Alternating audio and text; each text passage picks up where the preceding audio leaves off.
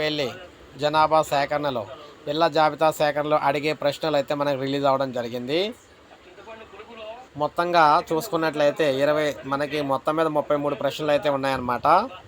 ఇంటి నెంబరు, జనగణన జాబితాలో కేటాయించిన నెంబరు, ఇంటిలో ఫోర్లకు వాడిన మెటీరియలు, ఇంటి గోడల నిర్మాణంలో ప్రధానంగా వాడిన మెటీరియలు, ఇంటి పైకప్పులో వాడిన మెటీరియలు, ఇంటిని ఎలా వాడుతున్నారు అంటే ఇంట్లో ఉండడానికి వాడుతున్నారా, వాణిజ్యపరంగా వాడుతున్నారా, పారిశ్రామికంగా వాడుతున్నారని, ఇల్లు ఆవాసయోగ్యంగా ఉందా, శిథిలావస్థలో ఉందా, కుటుంబ సభ్యులు ఎంత, ప్రస్తుతం ఇంట్లో ఉంటున్న వారెందరూ, ఇంటి పెద్ద ఎవరు, ఇంటి పెద్ద మహిళ లేదా పురుషుడా, ఇంటి పెద్ద ఎస్సీ ఎస్టీ లేదా ఇతర సామాజిక వర్గానికి చెందినవారా, ఉంటున్న ఇల్లు సొంతమా అద్దె ఇల్లా, ఇంట్లో ఎన్ని గదులు వాడుకుంటున్నారు, ఇంట్లో పెళ్ళైన జంటలు ఎన్ని ఉన్నాయి, తాగునీటి కోసం ప్రధానంగా దేనిపై ఆధారపడుతూ ఉన్నారు, తాగునీటి వనరులు అందుబాటులో ఉన్నాయా, ఇంట్లో విద్యుత్ అవసరాలకు ఏ వనరులు ఉపయోగిస్తున్నారు, విద్యుత్, సోలార్, విద్యుత్ ఇతర మార్గాలు, మరుగుదొడ్లులోనే ఉన్నాయా, ఏ రకమైన మరుగుదొడ్లు ఉన్నాయి, ఇంటికి డ్రైనేజీ వ్యవస్థ ఉందా, బాత్రూంలకు పైకప్పు ఉందా, డ్రైనేజీ ఉందా, కిచెన్ ఉందా,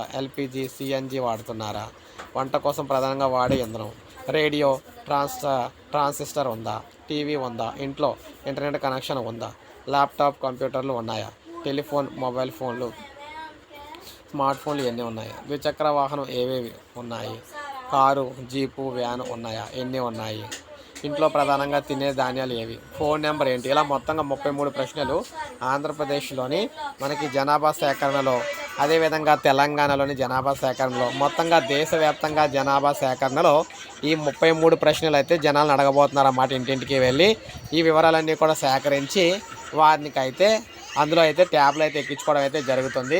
సో ప్రతి ఒక్కరు కూడా ఏపీ తెలంగాణ అందరూ కూడా సిద్ధమైతే అయిపోండి.